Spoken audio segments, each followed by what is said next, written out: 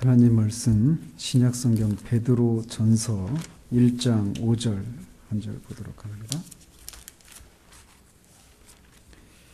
베드로 전서 1장 5절 한 절입니다. 같이 읽도록 하겠습니다. 너희는 말세에 나타내기로 예비하신 구원을 얻기 위하여 믿음으로 말미암아 하나님의 능력으로 보호하심을 받았느니라. 아멘. 지난주에는 성령께서 신자들을 어떤 과정을 통해서 주의 형상으로 변화시키는지, 또 우리가 그렇게 성령에 변화시키시는 그런 사역에 해당자가 된다라고 하는 그 증거들이 무엇인지에 대해서 살펴보았습니다. 오늘은 보호하시는 성령에 대해서 살펴보도록 합니다. 그리스도로 말미암아서 구원받은 신자들을 보호하신다라고 할 때 그 일을 하시는 분이 우리가 방금 부른 찬양도 예수 그리스도께서 우리를 보호하신다 이런 얘기도 하고, 또 주로 하나님 아버지와 예수 그리스도께서 신자들을 보호하시는 일을 한다라고 하는 이 사실은 매우 강조가 되어 있지만, 이 일도 성령의 그런 사역이다라고 하는 사실에 대해서는 상대적으로 무시되어 왔다고 할 수 있습니다. 하나님은 복음서에서만 아니라 여러 서신들을 통해서 그리스도께서 이루신 일들의 성격에 대해서 상세한 설명을 덧붙이셨습니다. 그 사실은 우리로 하여금 그리스도께서 우리를 위해서 구원하셨다, 그가 하신 일이 무엇인지에 대해서 그냥 몇 가지 간단한 사실로 언급될 수 없을 만큼 다양한 그런 유익이, 우리 영적인 그런 복이 우리에게 주어졌다는 사실들을 그렇게 여러 서신들을 통해서 우리에게 언급하고 있다는 거죠. 그 사실을 아는 것을 통해서 우리의 구원이 더 풍성하게 알게 되는 그런 효과가 있는 거죠. 마찬가지로 여러 성경 구절을 통해서 하나님은 자신의 백성들 중에 아무도 멸망하지 않을 것이고, 자신이 어떻게 당신의 백성들을 여러 위기 가운데서 보호하실 것인지에 대해서도 여러 곳에서 말씀하고 계십니다. 따라서 성경에서 이렇게 하나님의 백성들을 하나님이 보호하신다라고 하는 이 사실들을 여러 곳에서 말하고 있다는 사실들은 우리가 그렇게 말씀하신 하나님의 의도에 따라서 그게 어떤 방식으로 우리를 보호하시는지, 이런 것들에 대해서 우리가 더 아는 것은 그 하나님이 의도하신 것에 우리가 순종하는 것이고, 반대로 그것을 알지 못하는 것은, 그것을 알려고 하지 않는 것은 하나님을 모욕하는 일이 될 수도 있습니다. 그리고 그것은 또 우리에게 영적인 손해로 다가오게 될 것입니다. 그래서 사도 바울은 에베소 교인들을 위해서 다음과 같이 기도합니다. 에베소서 1장 17절 20절에 우리 주 예수 그리스도의 하나님 영광의 아버지께서 지혜와 계시의 영을 너희에게 주사 하나님을 알게 하시고 너희 마음의 눈을 밝혀서 하면서 세 가지를 알게 될 것을 그렇게 기도하고 있죠. 너희들의 부르심의 소망이 무엇인지, 또 성도 안에서 그 기업의 풍성함이 무엇인지, 그리고 구원받은 너희들에게 베푸신 하나님의 능력이 얼마나 크고 위대한 것인지 이거를 알기를 원한다라고 기도하고 있습니다. 이렇게 하나님은 믿는 신자들에게 하나님의 크시고 위대하신 능력을 발휘하셨습니다. 그런데 하나님께서 신자들에게 베푸신 능력이 얼마나 크고 위대한지를 아는 것은 그리스도를 통해서 그들을, 하나님을 대적하는 그 원수들이었던 자들의 마음을 바꾸시고 하나님을 사랑하고 예수 그리스도를 믿어서 구원을 받게 하시는 이 구원과 관련된, 믿고 구원을 받게 되는 그 일을 통해서 우리가 하나님의 능력이 얼마나 큰가를 알 수 있어요. 그런데 또 동시에 오늘 우리가 살펴보려고 하는 그런 내용, 오늘 본문에서 베드로 사도가 말하는 것처럼 그리스도인들은 하나님의 능력으로 보호하심을 받은 존재들이다 이렇게 말을 하는데, 하나님의 능력이 크고 위대하다고 한 이 사실은 우리를 구원하신 사실에서 뿐만 아니라 우리를 여러 가지 위험 가운데서 보호하시는 것을 통해서도 우리를 향한 하나님의 능력이 얼마나 크고 위대한 것인가를 알 수 있다라는 것입니다. 사도는 너희는 말세에 나타내기로 예비하신 구원을 얻기 위하여 믿음으로 말미암아 하나님의 능력으로 보호하심을 받았다라고 말하고 있습니다. 또 사도 바울도 너희 안에서 행하시는 이는 하나님이시니 자기의 기쁘신 뜻을 위하여 너희에게 소원을 두고 행하게 하신다라고 이렇게 말씀하고 있어요. 근데 이 두 구절의 이 말씀 속에서 성령께서 신자들을 보호하신다든지 성령께서 그들의 마음에 소원을 두고 행하신다라고 직접적으로 언급되어 있지는 않습니다. 그렇지만 모든 구속사역에 있어서 그 구속사역이 신자들에게 적용되는 과정은 먼저는 하나님 아버지로부터 시작이 됩니다. 하나님 아버지께서 계획하시고 예정하시고 그것을 성자 예수 그리스도께서 그것을 실천하시죠. 그리고 그 이루어진 그 그리스도에 의해서 이루어진 그 모든 구속을 실제적으로 신자들에게 적용시키시는 분은 성령님이시란 말이죠. 따라서 하나님이 신자들을 보호하신다라고 할 때는 그 보호하시는 실제적인 그 사역을 하시는 분은 성령 하나님이시다라고 우리가 말할 수 있다는 것이죠. 하나님께서 이렇게 성령님은 하나님의 백성들을 보호하시는 일을 하셔요. 그런데 하나님께서 자기 백성 가운데 이렇게 성령을 보내시고 그들 가운데 거하도록 하신 중요한 목적 중에 하나는 그들을 배교로부터 보호하시기 위해서입니다.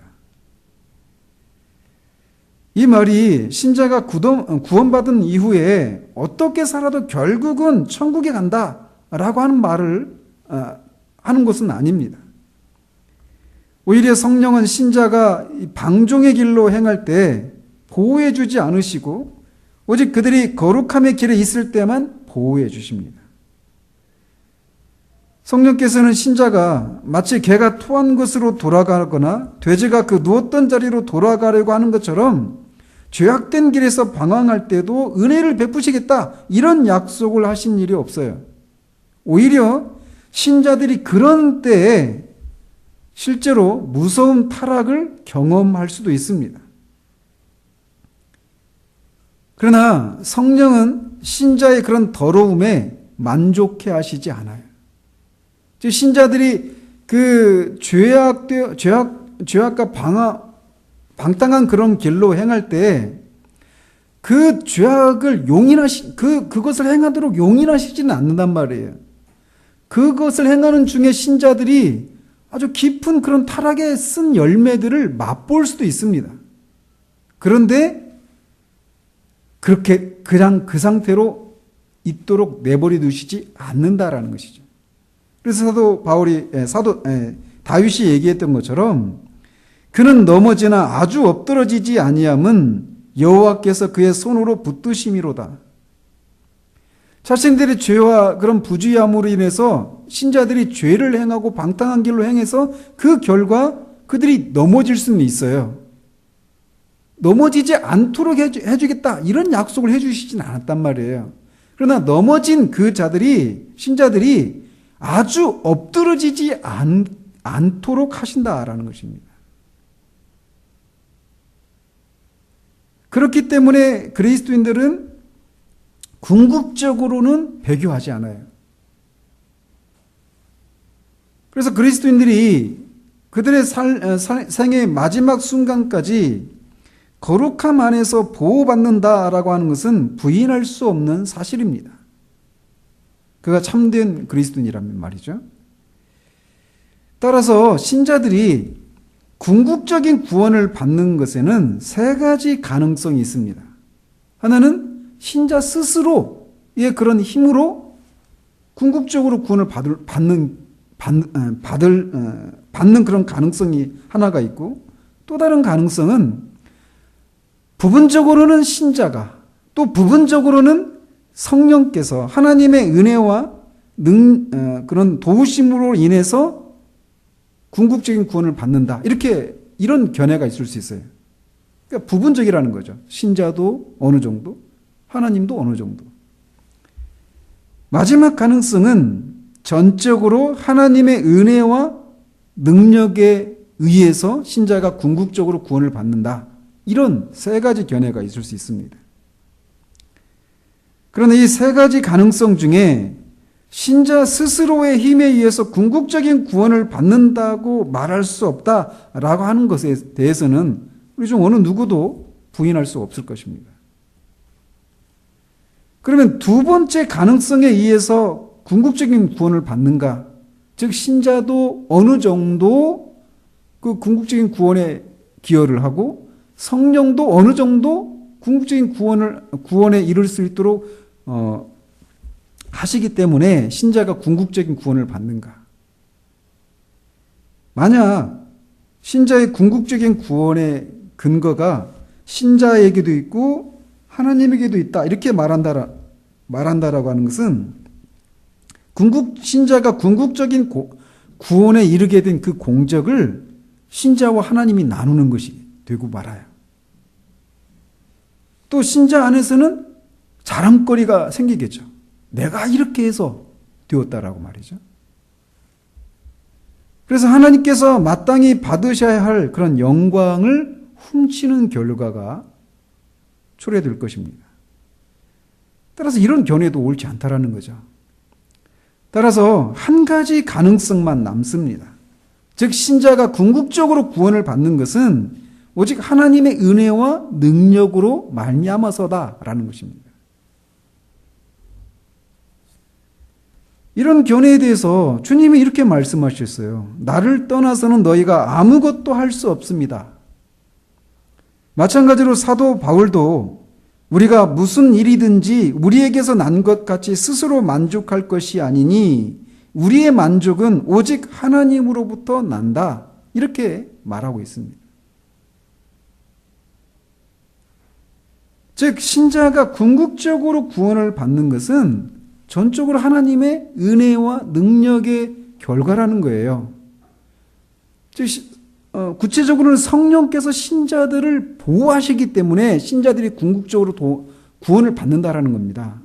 그런데 성령께서 신자를 보호하신다라고 할 때 그 보호하시는 방식은 신자들의 협조가 없이 기계적인 방식으로 행해지는 것이 아니다라는 것입니다.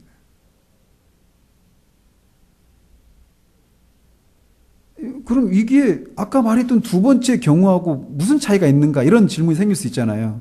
신자도 그러면 신자가 협조하니까 성령이 우리를 도우셔서 결국 우리가 궁극적인 구원을 받는다면 궁극적인 구원의 근거가 우리에게도 있고 성령께도 있다 이렇게 말할 수 있는 거 아니냐 이렇게 생각할 수 있잖아요. 그게 아니라는 거예요.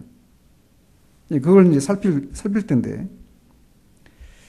어쨌든 신자를 보호하시는 방식을 통해서 성령이 우리를 궁극적인 구원에 이르도록 이끄시는데 그때 그 신자들을 보호하시는 방식이 기계적인 방식으로 다루시지 않는다라는 거예요.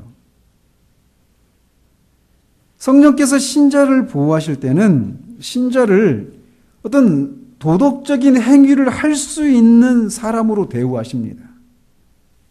그래서 그들 안에서 성령께서 어떤 도덕적인 권고를 통해서 그들을 이끄시고 여러 가지 위험과 죄악으로부터 그들을 보호하신다라는 거예요. 그래서 그들이 궁극적으로 배교하지 않고 궁극적인 구원에 이룰 수 있도록 해주신다라는 거죠.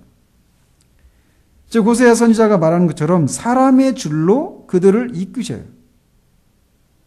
그래서 성령은 신자들의 책임을 주장하십니다. 그래서 두렵고 떨림으로 너희 구원을 이루라. 너희 안에서 행하시는 이는 하나님이시니 자기의 기쁘신 뜻을 위하여 너에게 소원을 두고 행하게 하신다라고 말씀하신다라는 거죠.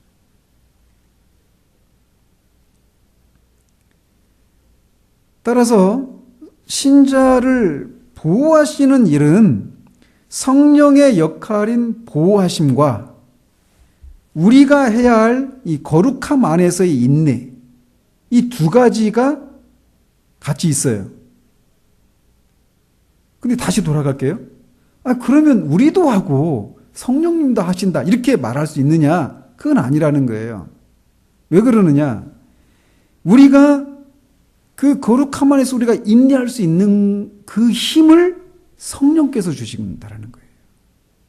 그래서 의견상으로는 우리도 무엇인가를 해요.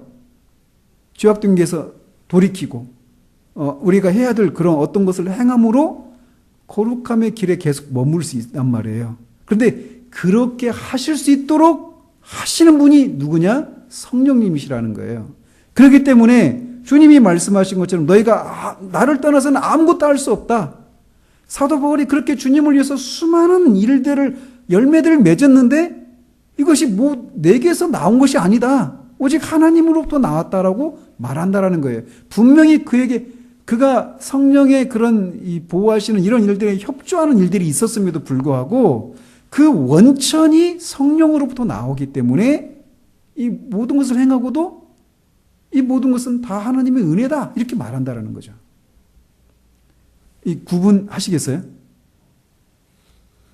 그래서 신자를 보호하시는 일에는 성령의 역할과 우리가 거룩함 안에서 인내하는 이 두 가지가 있는데 성령은 어떻게 신자를 보호하시느냐? 우리가 거룩함 안에서 인내할 수 있는 것을 유지하는 것을 통해서 보호하시는 것을 이루신다라는 거예요. 이렇게 하나님께서는 자기 백성을 기계와 같이 취급하지 않으시고 이성을 지닌 피조물로 대우하십니다. 그래서 그들에게 중요하던 배려와 동기를 제공하시고 때로는 엄숙한 경고를 하시고 또는 풍부한 어떤 보상 등을 제시하십니다. 그리고 그의 새롭게 하시는 은혜와 소생시키시는 그런 성령을 통해서 신자들로 하여금 그런 것들에 응답하게 하십니다. 따라서 만약 신자들이 자신 안에 내재하는 죄의 힘과 그 타락을 의식하게 되었다면 어떻게 하겠습니까? 내 안에 그런 죄가 여전히 있고 그 죄의 타락이 그 쓴 열매들이 내 안에 너무나 가득하다. 이런 것을 의식하게 되었을 때 신자들은 당연히 그 죄의 욕망에 저항하고 거기에서 벗어나기 위해서 하나님의 도움을 구하겠죠. 또 신자들이 믿음의 중요성과 그 가치와 필요성을 알게 되었다면 그들은 자신의 믿음이 자라기를 주님께 간청할 것입니다. 또 그들이 하나님께 마땅히 복종해야 된다는 사실들을 깨달았는데 또 동시에 그것을 방해하는 육신의 힘에 대해서 의식하게 되었다면 당연히 신자들은 하나님을 향해서 자신들을 인도해 주실 것을 그러면 우리가 하나님께 복종할 수 있을 것입니다라고 부르짖게 된다라는 거죠.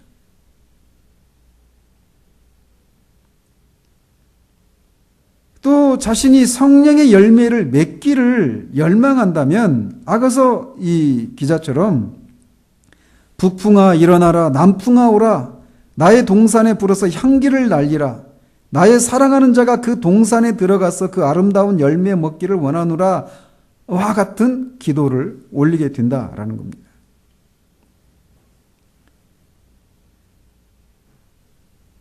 즉 이렇게 자신 안에서 어떤 필요들을 인식하게 되어서 어떤 필요들을 인식하게 하시는 일이 누가 하시냐면 성령께서 하시는 거예요. 근데 그 필요들을 인식하게 하셔서 하나님의 도우심을 구하게 될 때 성령이 그들의 필요를 채우시고 그들을 보호하신다라는 거예요.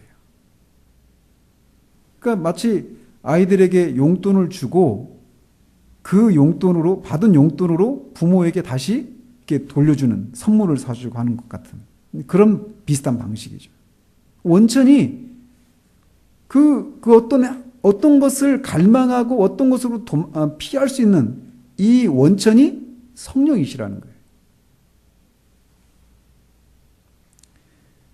이렇게 신자가 궁극적인 구원을 얻게 되는 일에는 신자의 협력이라고 하는 요소가 분명히 있습니다. 그렇지만 이런 협조로 인해서 우리가 신자의 궁극적인 구원은 어느 정도 우리 자신에게 달려있다라고 말하는 것은 정당하지 않다라는 거예요. 왜냐하면 그에게서 볼 수 있는 모든 영적인 감동과 그런 행위들은 그 안에 내재하시는 성령께서 활동하신 결과이기 때문이다라는 겁니다. 그래서 너희 안에서 착한 일을 시작하신 이가 그리스도 예수의 날까지 이루실 줄을 우리가 확신한다라고 말한다라는 거예요.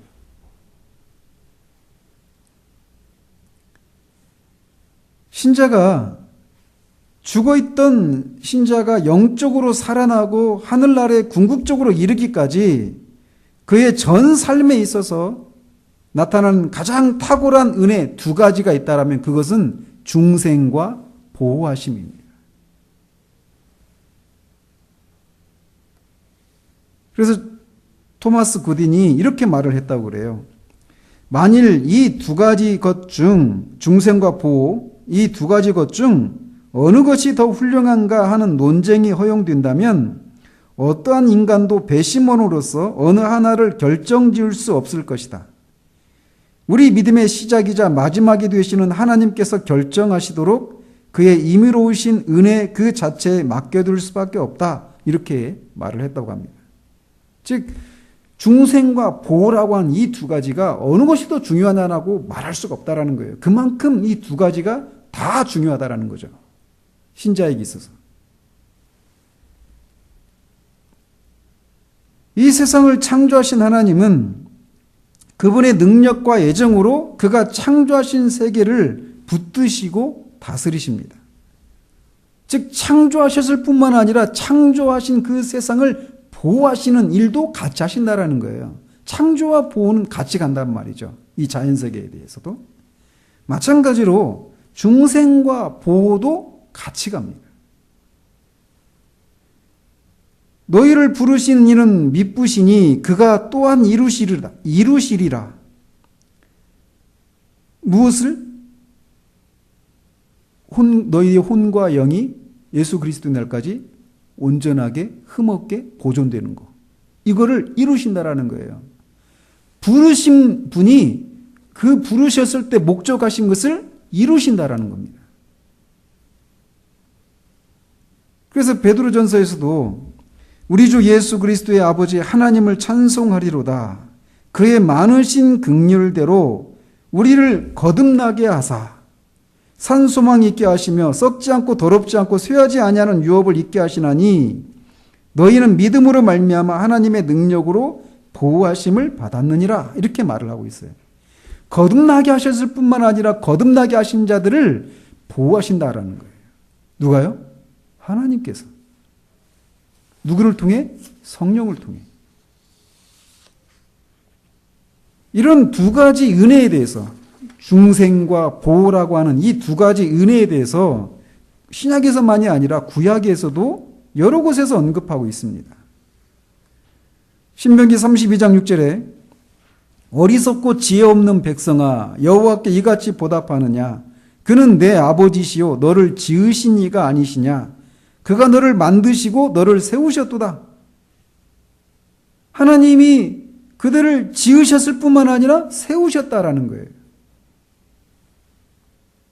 또 이사야서에 너희가 노년에 이르기까지 내가 그리하겠고 백발이 되기까지 내가 너희를 품을 것이라 내가 지었은즉 내가 업을 것이요 내가 품고 구하여 내리라. 이 두 가지가 같이 가요. 또 시편 66편 9절에 그는 우리 영혼을 살려두시고 우리의 실족함을 허락하지 아니하시는 주시로다. 영혼을 살려주실 뿐만 아니라 그들을 보호하셔서 실족하지 않도록 보호해 주신다라는 거예요. 여기서 그 살려두신다라고 하는 말은 붙드시고 유지해 주신다 이런 뜻입니다. 그래서 우리가 이 땅을 살아가면서 만나게 되는 수많은 그런 위험으로부터 우리가 보호를 받는다라고 하는 것은 굉장히 놀라운 일입니다. 그런데 이런 구절들 속에서 지금 말하고 있는 것은 신자들의 영혼이 보호를 받는다라고 하는 것과 관련해서 말씀하고 있는 거예요. 성령은 여전히 그들 가운데 있는 죄의 지배로부터 보호하시고 세상의 유혹을 쫓아서 좁은 길을 벗어나는 일이 없도록 지켜주십니다. 수많은 이단으로부터 그들을 지켜주시고 사단이 그들을 완전히 정복하지 못하도록 보호하시는 일들을 성령께서 신자들 안에서 하신다라는 것입니다. 하나님이 이사야서에서 내가 물 가운데로 지날 때에 내가 너와 함께 할 것이라 강을 건널 때에 물이 너를 침몰하지 못할 것이며 내가 불 가운데로 지날 때에 타지도 아니할 것이요 불꽃이 너를 사르지도 못하리니 이렇게 말씀하고 있습니다. 즉 하나님은 그분의 섭리로 우리의 외적으로 작용하시고 그의 은혜는 우리 안에서 역사하십니다. 즉 우리의 삶의 혼란과 폭풍 가운데서 보호해 주시고 그런 우리의 하나님의 섭리를 통해서 우리 인생의 많은 그런 혼란과 폭풍 가운데서 보호해 주실 뿐만 아니라 무서운 타락에서 회복시켜 주시고 거의 죽은 것이나 다름없는 상태로부터 우리를 소생시켜 주신다라는 거예요.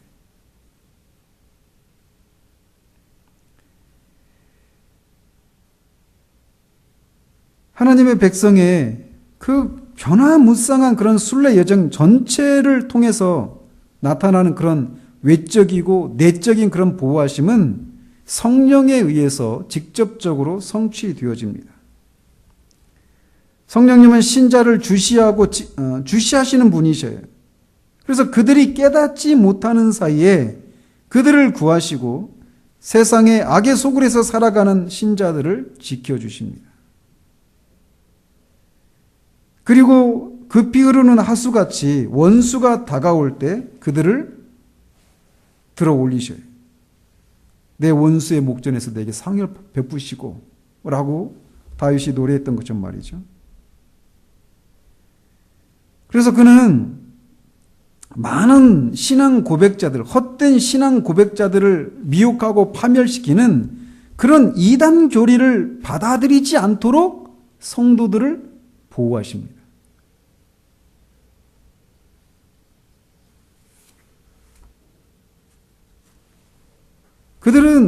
성령님은 그들이 단순히 말뿐인 목표에 만족하거나 사변적이고 관념적인 종교에 흡족하지 못하고 영적인 갈망과 배고픔을 불러일으키셔서 그것들을 채울 수 있도록 인도하심으로 그들을 보호하십니다.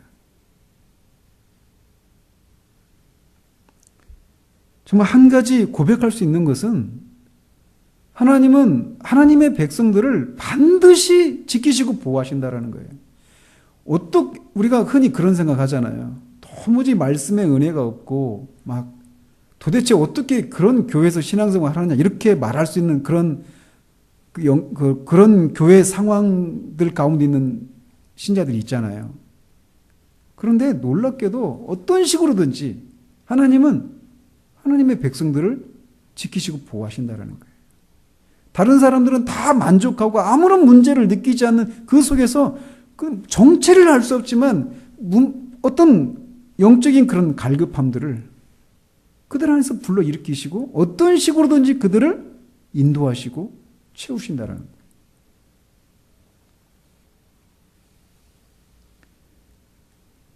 그러면 어떻게 성령님은 그리스도인의 궁극적인 구원을 성취하시는가? 즉 어떻게 그들을 보호하셔서 궁극적인 그런 구원에 이르도록 그들을 보호하시는가라는 겁니다.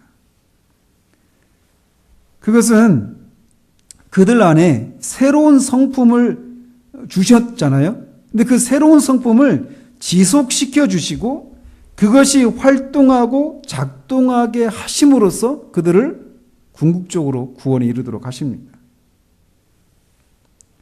또한 그들이 굳건하게 되는 은혜를 그들 안에서 역사하심으로써 그런 일들을 해요. 또 그들로 하여금 자신의 극도의 타락을 의식하게 하고 그리스도가 절대적으로 필요하다라고 하는 것을 느끼게 함으로써 그런 일들을 하십니다. 긍정적인 측면에서는 자신의 은혜로운 계획에 신자들로 하여금 협력하게 함으로써 그리고 신자들로 하여금 적절한 수단을 사용하도록 그들을 감동시키심으로써 이런 일들을 행하십니다. 이 일들을 좀 더 구체적으로 살펴보면 이렇습니다. 시편 기자는 여호와여 주의 율례들의 도를 내게 가르치소서 내가 끝까지 지키리이다 라고 탄원하고 있습니다. 우리는 모든 사람들은 아담 안에서 타락함으로 인해서 참된 행복의 길을 다 잃어버렸습니다. 그리고 그 이후로 모든 인간은 헛된 데에서 안식과 만족을 찾으면서 이리저리 방황하며 살아왔습니다. 즉 로마서에서 말하고 있는 것처럼 그들은 다 치우쳐서 한 가지로 무익하게 되었어요. 어느 누구도 거룩함과 행복의 길을 자기 자신의 힘으로 찾을 수가 없게 되었습니다. 따라서 그가 하나님으로부터 영적으로 그리고 초자연적으로 가르침을 받아야만 어느 길이 참된 행복의 길인지 어느 길이 안식과 만족을 누릴 수 있는 그런 길인지를 알 수 있어요.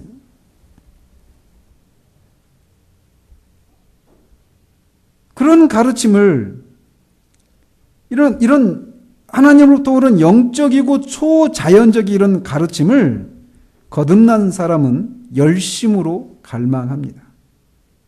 왜냐하면 살아가면 살아갈수록 자신 안에 그런 이 영적으로 얼마나 무지한지, 얼마나 이런 길들에 대해서 내가 잘 모르는지를 알게 되기 때문에 그렇습니다. 잠언 기자가 나는 다른 사람에게 비하면 짐승이라 내게는 사람의 총명이 있지 아니하리라 라고 고백하는데 이게 사실상 정상적인 신자들의 고백입니다.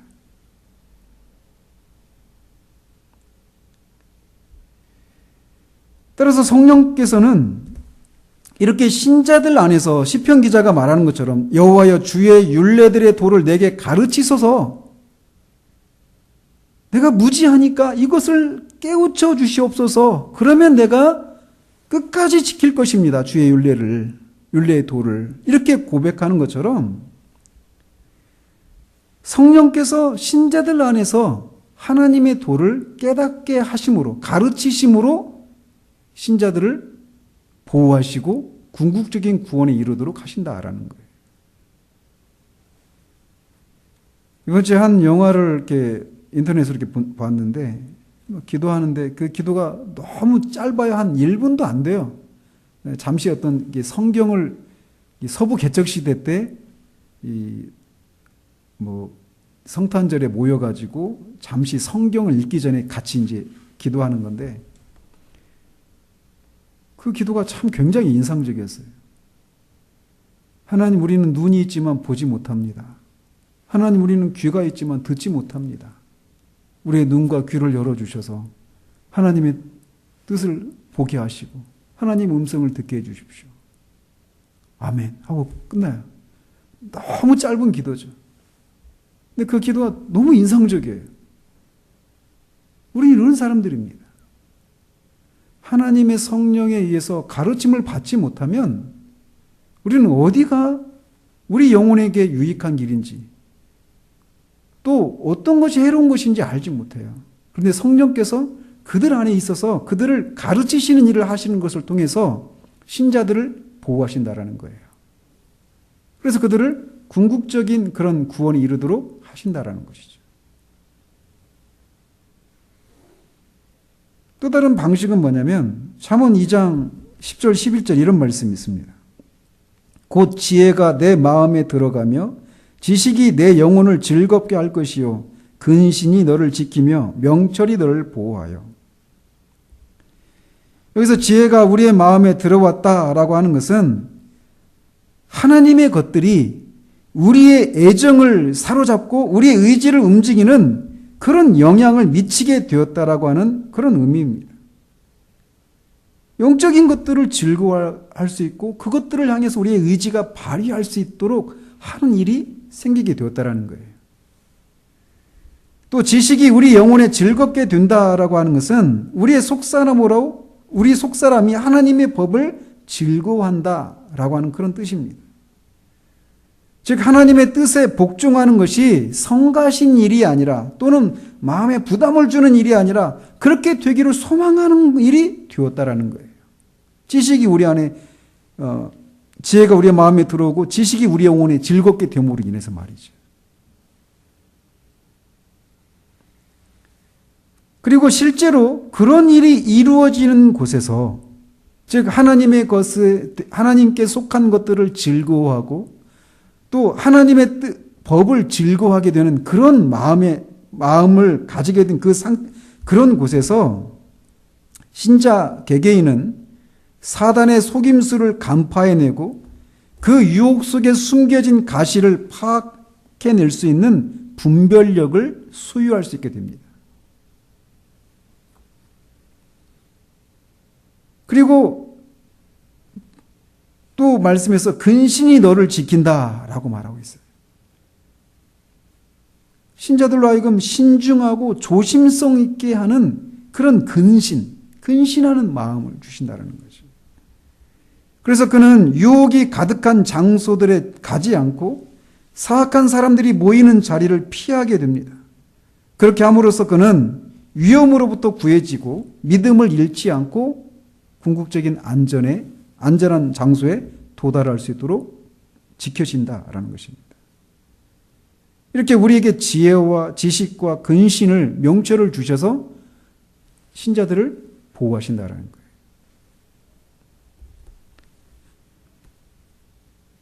또 하나님께서 그의 백성들을 보호하시는 방법에 대해서 예레미야 32장 40절에서 이렇게 말을 합니다.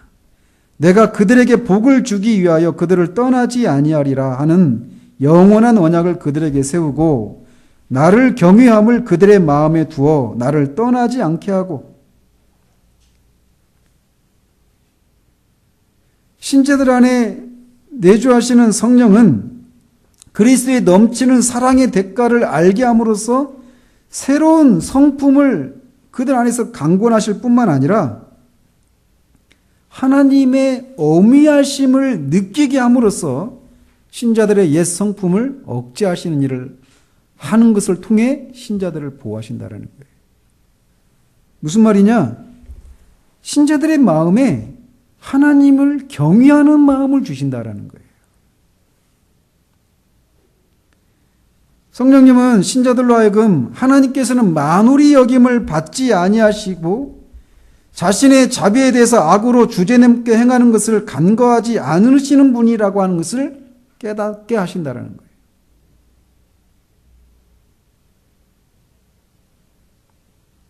그런 성도 안에 있는 자녀의 영을, 아들의 영을 자극해서 존경심을 불러일으킴으로써 그의 아버지를 불명예스럽게 하는 일을 피하게 하십니다. 이런 일을 행하면 하나님은 결코 이것을 그냥 간과하시지 않으시는 분이신데 라고 하는 이런 두려움과 또 동시에 하나님의 자녀로서 하나님을 향한 그런 존경하는 마음을 불러일으킴으로써 성도들을 악한 길에 서지 않도록 그렇게 하신다라는 거예요. 사도 바울은 옳도다 그들은 믿지 아니함으로 꺾이고 너는 믿음으로 섰느니라. 높은 마음을 품지 말고 도리어 두려워하라. 하나님이 원 가지들도 아끼지 아니하셨은즉 너도 아끼지 아니하시리라. 이렇게 하나님을 향한 이 존경심을 불러일으키는 방식으로 또 반대로 동시에 하나님을 두려워하는 마음, 이런 마음을 그들 안에 불러일으키심으로써 신자들로 하여금 이 하나님이 기뻐하시지 않는 그런 악한 길에 서지 않도록 또는 잘못된 길에 서지 않도록 그들을 보호하시는 일을 하신다라는 것입니다.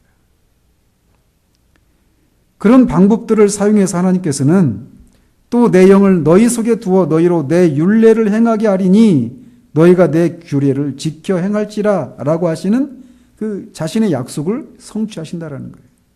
성령께서 신자들 안에 두신 그 성령께서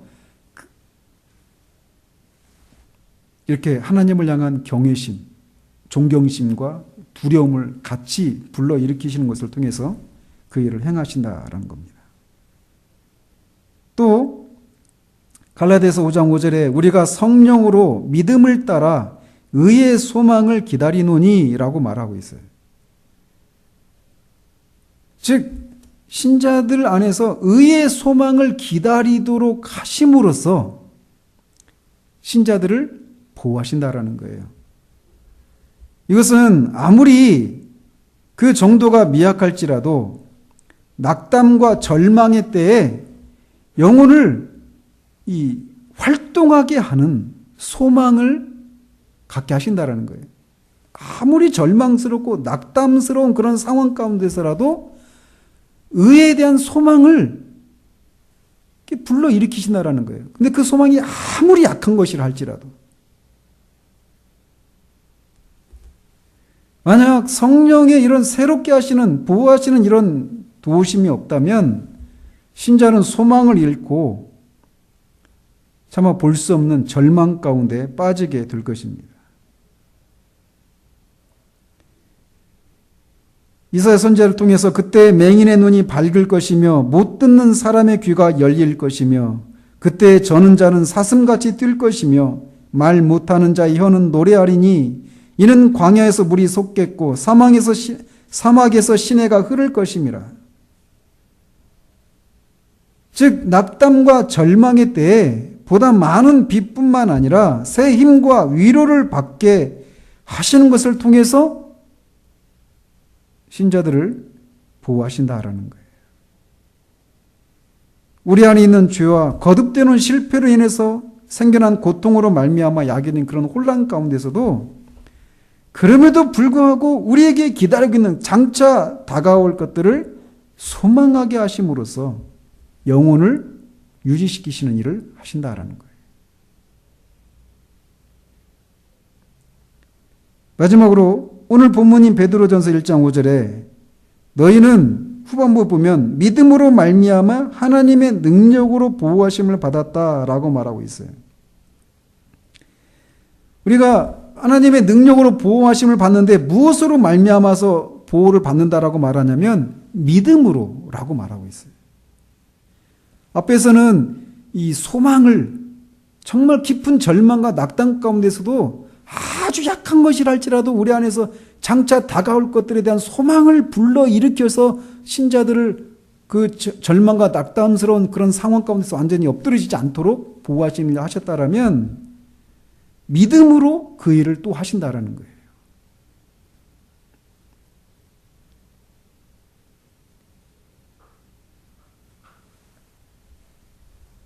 믿음 없이는 어떤 사람도 거룩함에 도달할 수가 없습니다. 그리고 하나님의 능력 없이는 어느 누구도 그런 믿음을 행할 수가 없어요. 내가 믿어야지, 끝까지 이것을 붙들고 있어야지, 이런 것이 반드시 있어야 되는데, 믿음을 발휘하는 일이 반드시 있어야 되는데, 하나님의 성령의 능력이 없이는 결코 그 믿음을 행할 수가 없다라는 거예요. 믿음이라고 하는 매개를 통해서 하나님의 능력 있으신 사역들이 이루어졌다라고 하는 것을 히브리서 11장에서 명백히 보여주고 있어요. 즉 그 믿음으로 말미암아서 그의 백성은 원수들이 가득한 땅에서 안전하게 인도함을 받는다라는 것입니다. 살펴본 것처럼 이렇게 성령께서 신자들 안에서 이 소망을 불러일으키시고 믿음을 발휘할 수 있도록 도우시고 또 하나님을 향한 그런 경외하는 마음을 불러일으키시고 또 가르치시고 이런 것을 통해서 신자들로 하여금 개가 토하였던 곳으로 돼지가 누웠던 곳으로 돌아가지 않도록 그들을 보호하신다라는 거예요. 이단의 그런 가르침에 빠지지 않도록 보호하신다라는 거예요. 피상적이고 그냥 어떤 관념적이고 사변적인 그런 종교 생활로 만족하지 못하도록 하는 마음을 불러일으키신다라는 거예요. 그리고 우리 안에 주셨던 그 새로운 성향들이 계속해서 우리 안에서 작동할 수 있도록 하시는 방식을 통해서 우리들을 보호하신다라는 거예요. 그렇기 때문에 처음에 말씀드린 것처럼 신자가 궁극적으로 구원이 이룰 수 있는 것은 성령의 보호하심과 함께 그 신자들의 그런 협조가 있어야 된다고 말씀드렸잖아요. 근데 그 협조가 가능하도록 하시는 일을 성령께서 하신다라는 거예요.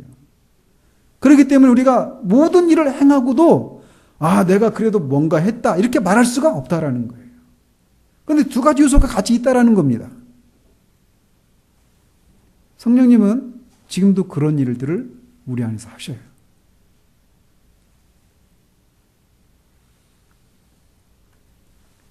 은혜 안에서 보호되고 거룩함 안에서 계속 거하는 일은 맹목적인 확신이나 세속적인 보증에 의해서 진전되지 않습니다. 그것은 신중히 행하고 성실히 노력하고 자기를 부정함으로써 이루어지는 것입니다. 은혜의 수단들을 사용하든지 사용하지 않든지 간에 신자들은 틀림없이 하늘나라에 이르게 된다라고 한 이런 가르침은 성경과 완전히 달라요. 오히려 성경은 너희가 육신대로 살면 반드시 죽을 것이로되 영으로서 몸의 행실을 죽이면 산다라고 말하고 있습니다. 즉 하나님께서는 성도가 아무리 방탕하게 살지라도 어떤 악한 습관으로 계속 행할지라도 멸망받지 않을 것이라고 하는 약속을 주신 일이 없어요. 오히려 하나님께서는 당신의 진노를 불러일으키는 그런 방탕함과 사악함에 빠지지 않도록 그들을 보호해 주실 것을 보증하셨습니다.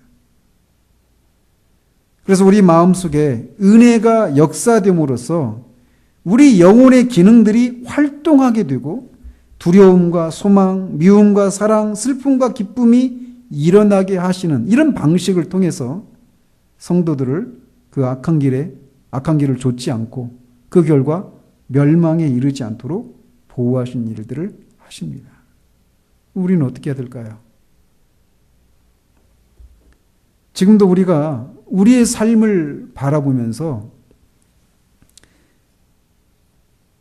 여전히 우리가